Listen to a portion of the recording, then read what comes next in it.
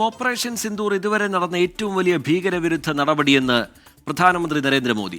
Indian യുദ്ധക്കപ്പലുകളെക്കുറിച്ചുള്ള വിവരങ്ങൾ ചോർത്തി നൽകിയതിന് മുംബൈയിൽ ഒരാളെ തീവ്രവാദ വിരുദ്ധ സേന അറസ്റ്റ് ചെയ്തു. അതിർത്തി സംസ്ഥാനങ്ങളിൽ മോക്ക് ഡ്രിൽ നടന്നു. മധ്യപ്രദേശിലെ ഭോപ്പാലിൽ നടന്ന പൊതുപരിപാടിയിലാണ് ഓപ്പറേഷൻ സിന്ദൂറിലൂടെ രാജ്യം നടത്തിയ ഭീകരവിരുദ്ധ നടപടി പ്രധാനമന്ത്രി വീണ്ടും വിശദീകരിച്ചത്. പെഹൽഗാമിലേത് ഇന്ത്യൻ സംസ്കാരത്തിന് മേലുള്ള പ്രഹരമായിരുന്നു. അത് ചെയ്ത ഭീകരന്മാരുടെ കാലനായി ഓപ്പറേഷൻ സിന്ദൂർ മാറി. गोली का जवाब गोले से दिया जाएगा.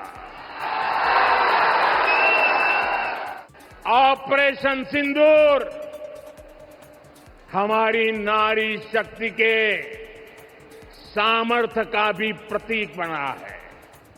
ഓപ്പറേഷൻ സിന്ദൂറിൽ കൊല്ലപ്പെട്ട പാകിസ്ഥാനികൾക്ക് അനുശോചനം അറിയിച്ച നിലപാട് കൊളംബിയയെ തിരുത്തിയത് ഇന്ത്യൻ നയതന്ത്ര നീക്കങ്ങളുടെ വിജയമായി. മുൻ പ്രസ്താവന കൊളംബിയ പിൻവലിച്ചതിൽ സന്തോഷമെന്ന് ശശി തരൂർ MP പറഞ്ഞു. വൈകിട്ട് 5 മണിയോടെ പഞ്ചാബ്, ജമ്മു കശ്മീർ, രാജസ്ഥാൻ, ഗുജറാത്ത്, ഹരിയാന എന്നീ സംസ്ഥാനങ്ങളിൽ സുരക്ഷാ ഡ്രിൽ നടന്നു. 14 യുദ്ധക്കപ്പലുകളുടെയെങ്കിലും വിവരങ്ങൾ ചോർത്തി നൽകിയതിനാണ് മുംബൈയിൽ ഒരാളെ തീവ്രവാദ വിരുദ്ധ സേന പിടികൂടിയത്. മുംബൈയിലെ ഒരു സ്വകാര്യ പ്രതിരോധ സ്ഥാപനത്തിലെ ടെക്നീഷ്യനായ രവി മുരളീധർ വർമ്മയാണ് അറസ്റ്റിലായത്. മസ്ഗാവ് ഡോക്യാർഡിൽ യുദ്ധക്കപ്പലുകളിൽ ഇയാൾ ജോലി ചെയ്തിരുന്നു.